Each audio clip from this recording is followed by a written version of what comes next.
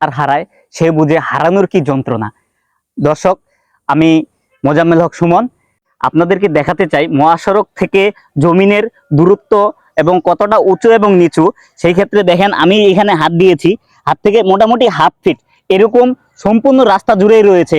যখন এই পাশ থেকে একটি দূরপাল্লার যান অথবা ট্রাক যদি কোনো মোটরসাইকেল অথবা থ্রি হুইলারকে চাপা দেয়, সেক্ষেত্রে সে যদি সাইড দিতে যায় নিচে চলে আসে, নিচে চলে আসার কারণে বড় ধরনের দুর্ঘটনা ঘটার আশঙ্কা রয়েছে। সংশ্লিষ্ট কর্তৃপক্ষ অথবা সড়ক ও যোগাযোগ পথের যারা রয়েছেন তাদের প্রতি বিশেষ অনুরোধ, আপনারা এই ঈদে ঘর ফেরত মানুষের যে একটা চাপ রয়েছে মহাসড়কে, এই চাপকে সামাল দেওয়ার জন্য অন্ততপক্ষে কিছু মাটি অথবা দিয়ে যেন প্রশস্ত যদি আপাতত না করা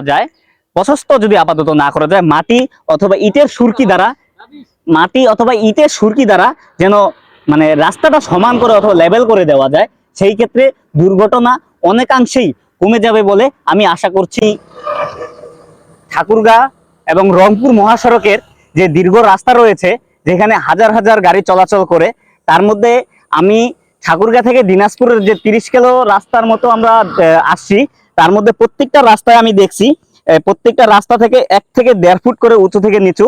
তার মধ্যে হচ্ছে আপনার দুর্ঘটনা ঘটার প্রতিনিয়ত আশঙ্কা থাকে, যেখানে একটা গাড়িকে সাইড দিতে যায় আরেকটা গাড়ি যখনই ওভারটেক করতে যাবে তার মধ্যে দুর্ঘটনার আশঙ্কা রয়েছে। তার